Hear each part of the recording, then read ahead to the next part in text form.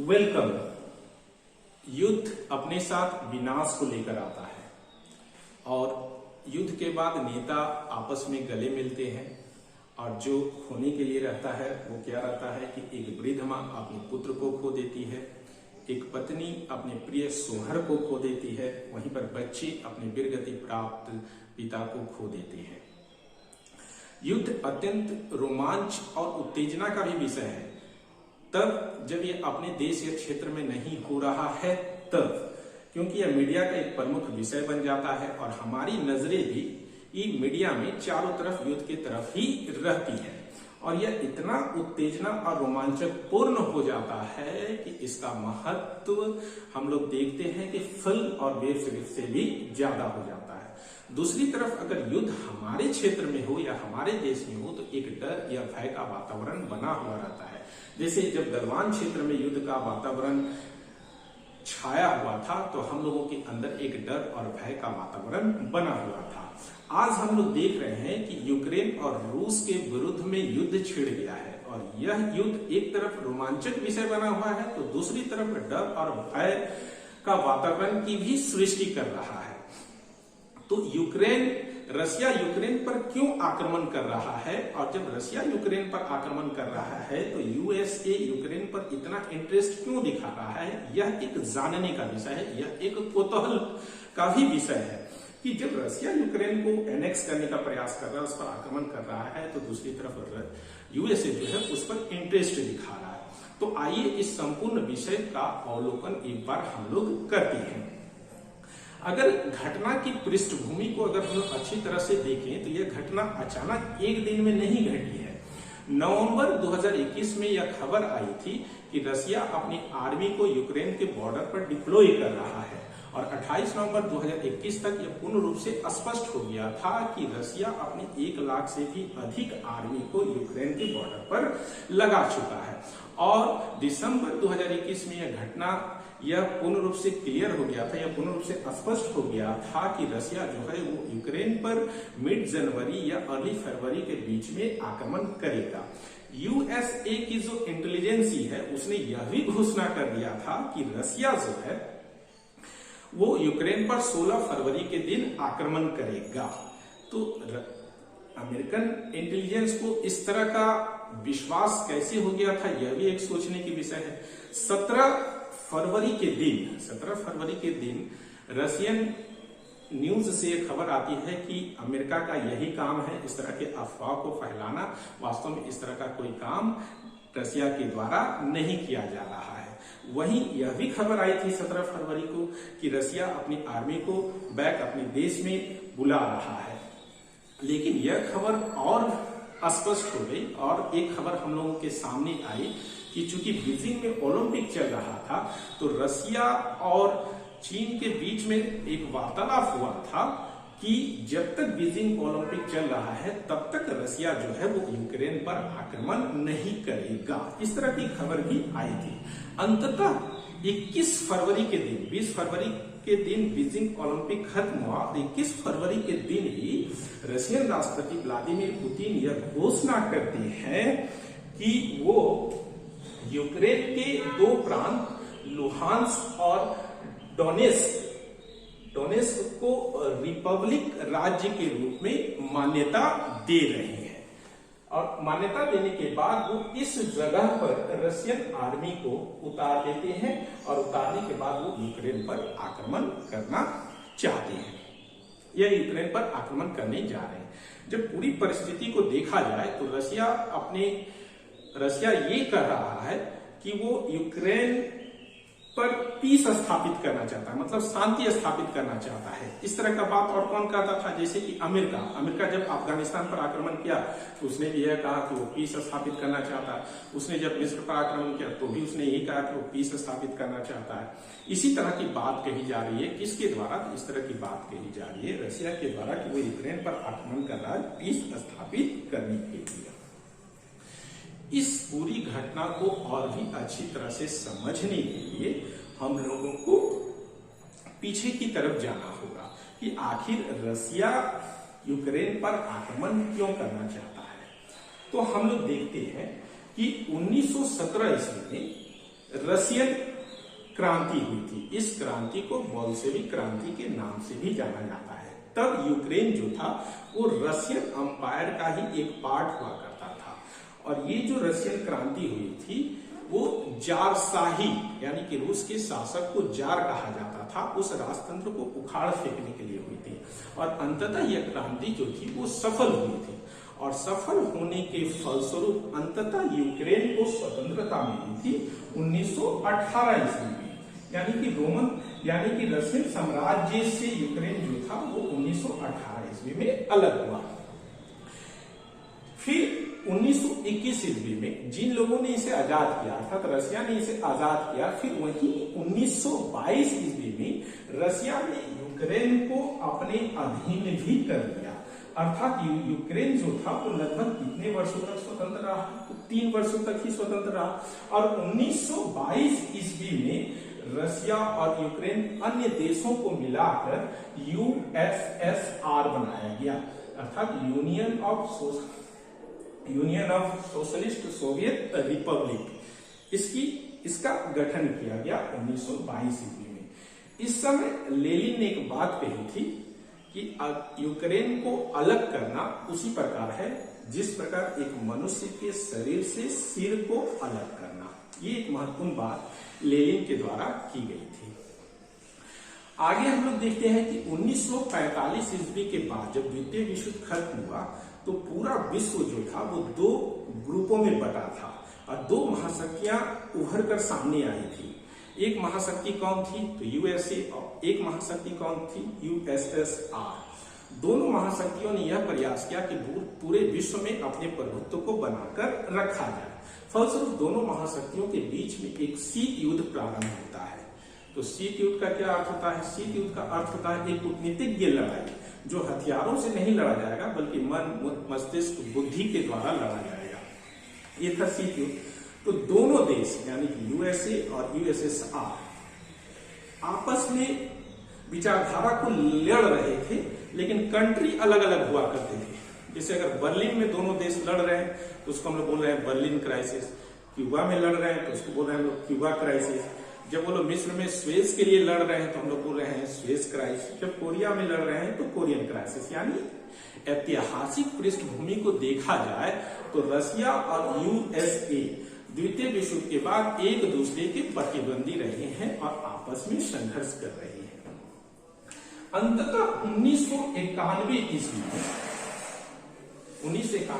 में इस यूएसएसआर का विघटन होता है, और इस यूएसएसआर से 15 नए देशों का निर्माण होता है। और इस 15 देश में एक रशिया भी था और एक यूक्रेन भी था। इसके अतिरिक्त और कौन कौन से देश थे? तो हम लोग बोल सकते हैं कि एस्टोनिया था, लातविया था, लिथुआनिया था, उसके बाद काजाकिस्तान, किर्गिजिस्तान, उज्बेकिस्तान थे, उसके बाद ताजिकिस्तान, तुर्कमेनिस्तान, उसके बाद जॉर्जिया, बेलारूस। इस तरह से कुल मिलाकर कितने कंट्री हुए थे? टोटल 15 कंट्री हुए थे। यानी कि हम लोग देख सकते हैं कि यूक्रेन जो था उसको स्वतंत्रता मिली कब? फिर से 1991 ईस्वी में। 1991 ईस्वी में जब यूक्रेन यूएसएसआर से अलग हुआ तो उसके बाद की कुछ परिस्थिति अलग थी। 1991 ईस्वी में जब यूक्रेन यूएसएसआर से अलग हुआ तो इस यूक्रेन में भी लोगों के 2 ग्रुप देखे गए। एक ग्रुप जो कि ईस्टर्न माने पूर्वी दिशा की तरफ थे, जो कि रशिया की तरफ है, वहां के लोग रशिया के साथ रहना पसंद करते थे, अर्थात ये लोग प्रो रशियन थे। ये लोग जो थे वो प्रो रशियन थे। वहीं जैसे जैसे हम लोग पश्चिम की तरफ बढ़ रहे हैं, वो लोग स्वतंत्रता से काफी खुश थे और वो लोग यूरोपियन कंट्री के साथ रहना चाहते थे। इसके साथ साथ हम लोग अगर यूक्रेन के पॉलिटिकल ग्रुप को भी देखें तो हम लोग 2 तरह के पॉलिटिकल ग्रुप को देख पा रहे थे। एक जो पॉलिटिकल ग्रुप था वो प्रो रशियन था, यानी कि रशिया का समर्थन कर रहा था। दूसरा जो पॉलिटिकल ग्रुप था वो स्वतंत्र रहना पसंद करता था और वो यूरोपियन कंट्रियों के साथ रहना चाहता था। घटना की शुरुआत कब से हो रही है? तो घटना की शुरुआत देख रहे हैं कि हम लोग 2004 ईस्वी से, यानी कि 1 मई 2004 ईस्वी में, 1 मई 2004 ईस्वी में जब बाल्कन प्रदेश के 3 कंट्री तथा रशिया के सीमा से लगने वाले अन्य कंट्री ने जब यूरोपियन यूनियन को ज्वाइन किया, ये वो कंट्री थे जो कि कभी रशिया के सबसे बड़े समर्थक थे। तो रशिया को ऐसा लगा कि रशिया के आसपास का जो क्षेत्र है वो यूरोपियन कंट्रियों के प्रभाव में धीरे धीरे चलता जा रहा है, तो एक उसका जो बॉर्डर का जो इलाका है वो असुरक्षित हो रहा है। तो रशिया इसको लेकर सशंकित होने लगा। आगे की घटना को हम लोग देखते हैं कि 2013 ईस्वी में जो यूक्रेन है उसने यूरोपियन यूनियन को ज्वाइन करने की इच्छा जाहिर की। तो जैसे ही यूक्रेन ने यूरोपियन यूनियन को ज्वाइन करने की इच्छा जारी की, इसकी कड़ी निंदा व्लादिमीर पुतिन के द्वारा की गई। उस समय 2013 ईस्वी में यूक्रेन के जो राष्ट्रपति थे वो मिस्टर विक्टर थे, और विक्टर जो थे वो प्रो रशियन थे, उनका झुकाव जो था वो रशिया की तरफ था, तो वो नहीं चाहते थे कि वो यूरोपियन यूनियन को ज्वाइन करे। इसके अतिरिक्त व्लादिमीर पुतिन ने यूक्रेन को डराया, धमकाया, लोभ दिया ताकि यूक्रेन जो है वो यूरोपियन यूनियन को ज्वाइन न करे। अर्थात व्लादिमीर पुतिन ने कहा कि रशिया एक्सपोर्ट और इंपोर्ट जो है वो यूक्रेन के साथ बंद कर देगा, और साथ ही साथ लाभ के जो विषय यूक्रेन को दिए गए वो विषय क्या क्या थे? उन्हें सस्ती दर पर गैस और नेचुरल गैस दिया जाएगा, ऑयल दिया जाएगा, और साथ ही साथ $15 बिलियन की राशि देने की बात कही गई। वहीं मिस्टर विक्टर जो थे यूरोपियन यूनियन में शामिल होने से इनकार कर देते हैं। फलस्वरूप एक विद्रोह का वातावरण जो था वो यूक्रेन के अंदर निर्मित हो जाता है। अर्थात यूक्रेन के नवयुवकों को और यूक्रेन के निवासियों को ऐसा लगता है कि रशिया के द्वारा जो लोभ दिया गया है उसको मिस्टर विक्टर ने उसे एक्सेप्ट कर लिया है। फलस्वरूप एक विद्रोह शुरू होता है यूक्रेन के अंतर्गत, और अंततः यह विद्रोह इतना तेज था कि मिस्टर विक्टर को रशिया जाकर शरण लेना पड़ता है, और अंततः 2014 ईस्वी में एक नई सरकार यूक्रेन में गठित होती है। अब यहाँ पर ध्यान दीजिएगा, जो नई सरकार आती है उसके लिए यह स्पष्ट हो गया था कि अगर ये सरकार रशिया के साथ रहती है तो ये सरकार ज्यादा दिनों तक चल नहीं सकती है। अर्थात इस सरकार का काम था कि स्वतंत्र रहना है और यूरोपियन कंट्रियों के साथ मिलकर रहना है, नहीं तो सरकार का कोई अस्तित्व नहीं रहेगा। दूसरी तरफ हम लोग देखते हैं कि जब रशिया की बात को नहीं माना गया यूक्रेन के द्वारा, तो रशिया ने क्रीमिया क्षेत्र पर आक्रमण कर दिया। ये है क्रीमिया। तो क्रीमिया का महत्व देख लेते हैं हम लोग। राजनीतिक और आर्थिक दृष्टिकोण से क्रीमिया का काफी महत्व है।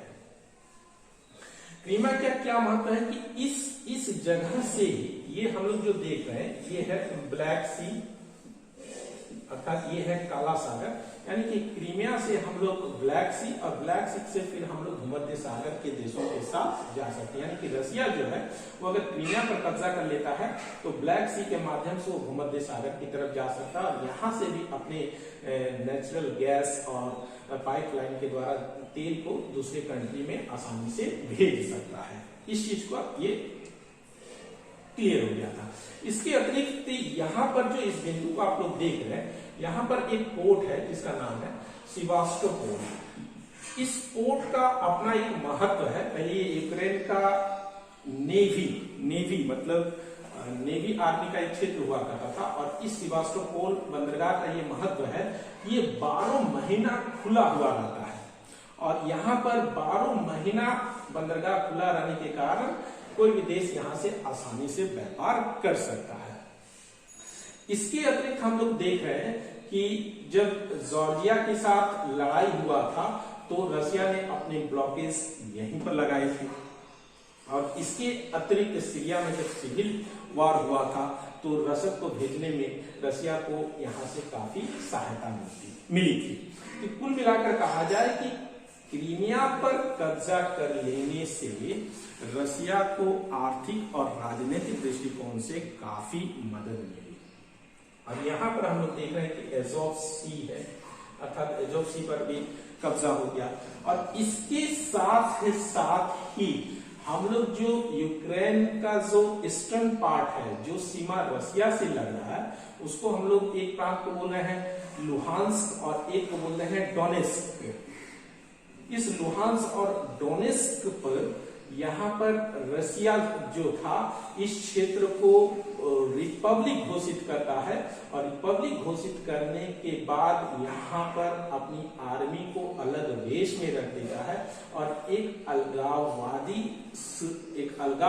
यानी कि इन क्षेत्रों को आजाद कर दिया जाए, इस तरह के वातावरण की सृष्टि जो थी वो रसिया के द्वारा कर दी जाती है इन क्षेत्रों में। तो इन क्षेत्रों को डॉनबास रीजन के नाम से भी जाना जाता है।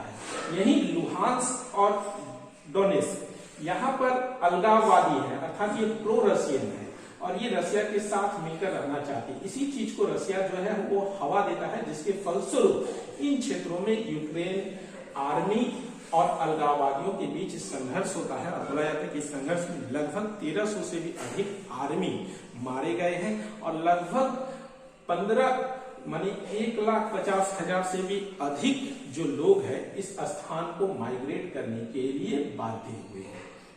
रसिया जो है वो 2015 ईस्वी में बेलारूस में मिन्स्क टू एग्रीमेंट पर हस्ताक्षर करता है। ये मिन्स्क टू एग्रीमेंट पर हस्ताक्षर करने का उद्देश्य था कि यहाँ पर यूक्रेन और अलगाववादियों के बीच में एक सीज फायर की सृष्टि करना है, अर्थात दोनों के बीच में किसी तरह का कोई लड़ाई ना हो। यूक्रेन इन लुहांस्क और डोनेस्क को रिकॉग्नाइज करने का प्रयास करे, हर तरह का सहायता दे। इस तरह का प्रयास इस एग्रीमेंट के अंतर्गत किया गया था।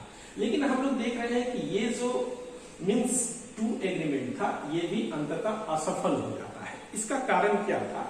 इसका कारण ये था, पहला कारण ये था कि यहां से एक नदी आती है जिसको हम लोग बोलते हैं नीपर नदी, और इस नीपर नदी का जल जो है वो कोरिया में जाता है। ये जाता है क्रीमिया नॉर्थ कैनल माध्यम से यहां पर आता है। तो यूक्रेन ने क्या किया? यूक्रेन ने इस कैनल को बंद कर दिया। फलस्वरूप नीपर नदी का जो जल था वो क्रीमिया में जाना बंद हो गया। फलस्वरूप यहाँ पर वाटर की कमी हो गई। एक तो यहाँ पर बहुत अधिक ठंड पड़ती है और पानी कम होने के कारण, माने लेस रेन होने के कारण ये क्षेत्र जो है वो पानी से जूझ रहा है। दूसरी तरफ विश्व की राजनीति में क्या परिवर्तन होता है कि विश्व की राजनीति में हम लोग परिवर्तन देख रहे हैं कि डोनाल्ड ट्रंप के स्थान पर अमेरिका के राष्ट्रपति में परिवर्तन आता है और बाइडेन जो है वो रसिया के यूएसए के राष्ट्रपति बनते हैं और उनका जो व्यू था वो रसिया के प्रति कुछ अलग था। इस चीज को हम लोग देख पा रहे हैं। अगला जो महत्वपूर्ण पॉइंट है, हम लोग देख रहे हैं कि 1997 ईस्वी में यूक्रेन जो था वो नाटो आयोग को ज्वाइन करना चाहता है। अब हम देखते हैं कि नाटो क्या है। देखिए, नाटो का पूरा फुल फॉर्म होता है नॉर्थ अटलांटिक ट्रीटी ऑर्गेनाइजेशन, जिसकी स्थापना 1949 ईस्वी में हुई थी। इसकी पृष्ठभूमि क्या थी कि हम लोग तो जानते हैं कि 1945 ईस्वी के बाद रसिया और यूएसए के बीच में एक शीत युद्ध प्रारंभ हुआ था। तो जब बर्लिन संकट उत्पन्न हुआ था तो बर्लिन संकट के बाद पश्चिमी यूरोपियन राष्ट्रों को यह पूर्ण रूप से विश्वास हो गया था कि रसिया का एकमात्र उद्देश्य है पूरे विश्व में साम्यवादी भावना का प्रचार और प्रसार करना। तो पश्चिमी यूरोपियन देशों को ऐसा लगा कि अगर रसिया को रोकना है तो उन्हें एक सामरिक समझौता या सुरक्षा समझौता का निर्माण करना होगा। फलस्वरूप फ्रांस, ब्रिटेन, बेल्जियम, नीदरलैंड और लग्जमबर्ग जैसे देशों ने 1948 ईस्वी में ब्रुसेल्स में एक एग्रीमेंट पर हस्ताक्षर किया और हस्ताक्षर करने के बाद ये प्रस्ताव उन लोगों ने यूएसए के सामने रखा। उस समय यूएसए के तत्कालीन राष्ट्रपति जो थे वो थे ट्रूमैन।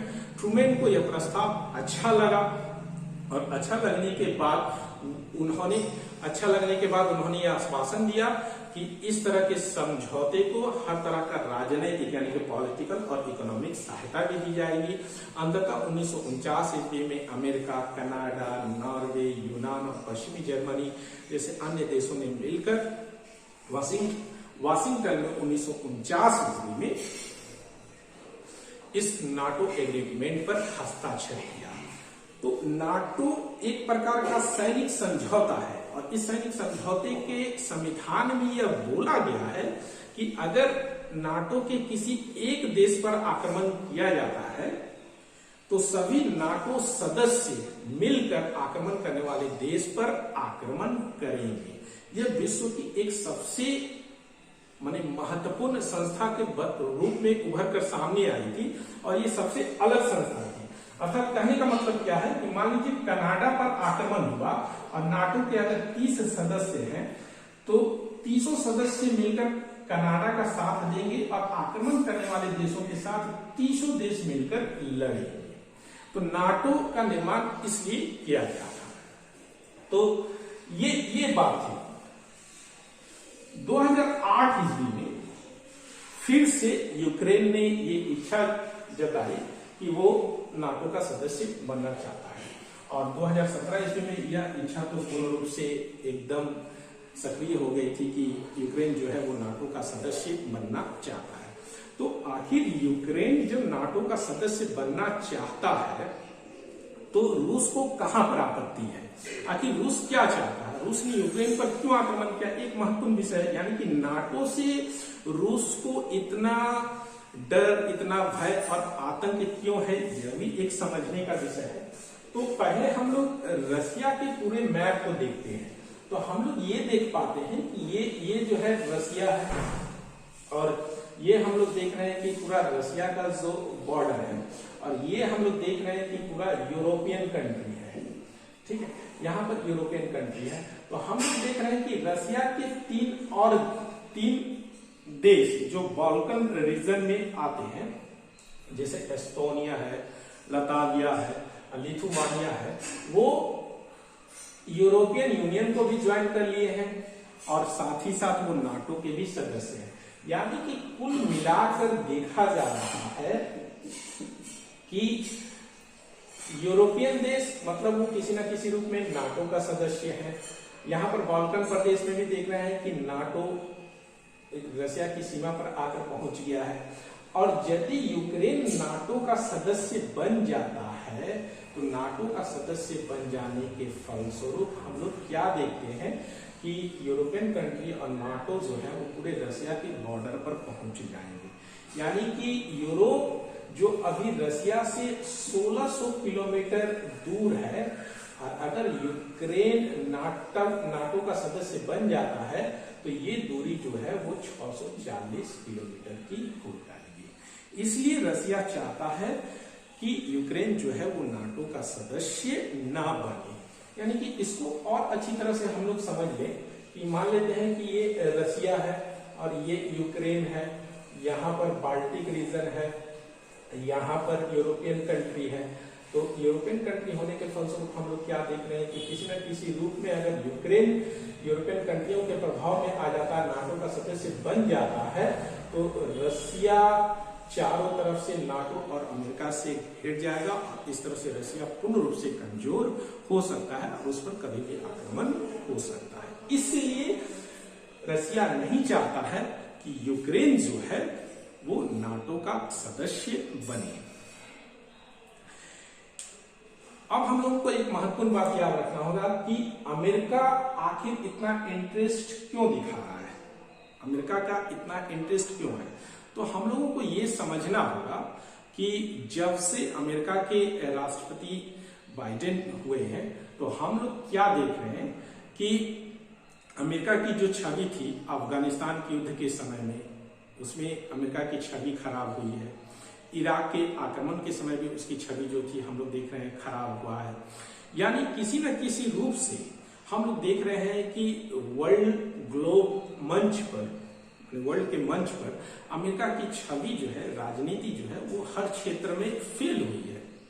अंततः अमेरिका भी यह चाहता है कि किसी न किसी रूप में इस चरित्र का मूल्यांकन किया जाए और यूक्रेन को एक मोहरा बनाकर अपनी राजनीतिक छवि का और विस्तार किया जाए। वो इस तरह की गतिविधि को चाहता है। यही जो है पूरा मूल कारण है रशिया, यूक्रेन और यूएसए के बीच के विवाद का। अब हम लोग देखते हैं कि अच्छा, यूएसए जो है वो हर तरफ से प्रयास कर रहा है कि रशिया को रोका जाए। उसे G8 मेंबर था तो G8 मेंबर से उसे हटा दिया गया। ये भी एक महत्वपूर्ण विषय है। हर तरह का आर्थिक प्रतिबंध लगाने का प्रयास जो है वो यूएसए के द्वारा किया जा रहा है। अब हम लोग देख रहे हैं कि आखिर जो ये युद्ध हो रहा है तो इस युद्ध का इम्पैक्ट क्या पड़ सकता है। तो युद्ध का इम्पैक्ट अगर भारत के रूप में हम लोग देखें तो इसको हम लोग 3 रूपों में देख सकते हैं। पहला इम्पैक्ट इमीडिएट इम्पैक्ट। तो ऐसा बोला जा रहा है कि लगभग 25,000 भारतीय जो है वो यूक्रेन में रह रहे हैं। उनमें से 20,000 जो है वो मेडिकल और इंजीनियरिंग की पढ़ाई कर रहे हैं। तो इन यूक्रेन वासियों को निकालना भी जरूरी है और अंततः खबर भी आ रही है कि धीरे धीरे इनको वहां से निकाला जा रहा है। मीडियम इम्पैक्ट के रूप में हम लोग क्या देख सकते हैं कि मीडियम इम्पैक्ट के रूप में देख सकते हैं कि रशिया जो है वो 30% से भी अधिक नेचुरल गैस और ऑयल की सप्लाई जो है पूरे यूरोपियन कंट्री को करता है। यानी कि ऑयल की सप्लाई को अगर बंद कर देता है तो ऑयल का जो दाम है वो क्या हो जाएगा, बढ़ जाएगा। ये भी एक बहुत बड़ी समस्या है। अच्छा, भारत के क्षेत्र में हम लोग अगर इम्पैक्ट की बात करते हैं तो देखिए रशिया हमेशा से भारत का मित्र रहा है। 1971 ईस्वी में जब भारत और पाकिस्तान के बीच में बांग्लादेश को लेकर युद्ध हुआ था तो इस युद्ध में भी हम लोगों ने देखा था कि रशिया ने हमारी सहायता की थी।